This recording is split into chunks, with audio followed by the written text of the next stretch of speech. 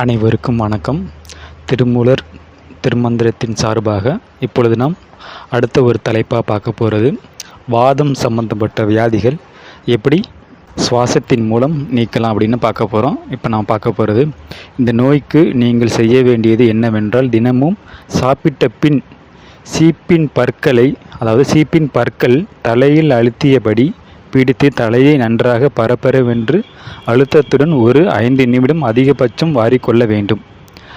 5 நிமிடம் அதிகபட்சமாக வாரிக்கொள்ள வேண்டும். அதாவது சீப்பு வச்சு 5 நிமிஷம் பரபரவென்று லேசான அழுத்தத்துடன் வாரிக்கொள்ள வேண்டும். அதன் பின்பு இரு முழங்கால்களில் மண்டி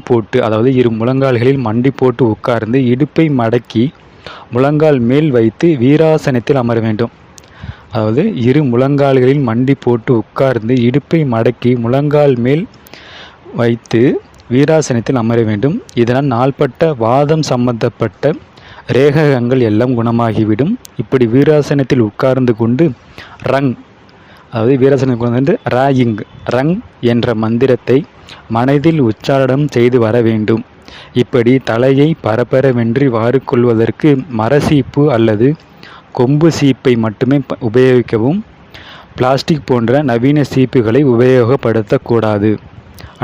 இதனால் தலை சம்பந்தப்பட்ட நோய்கள் தீரும், முடி நன்றாக வளரும், தூக்கம் நன்றாக வரும். வீராசனத்தில் 30 நிமிடம் உட்காரவும்.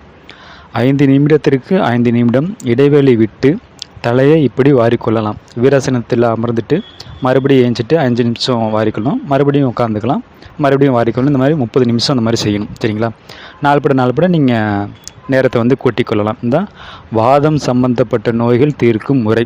சரிங்களா? இத்துடன் இந்த தலைப்பு முடிவடைகிறது. மீண்டும் ஒரு அடுத்த தலைப்பில் சந்திப்போம். நன்றி, வணக்கம்.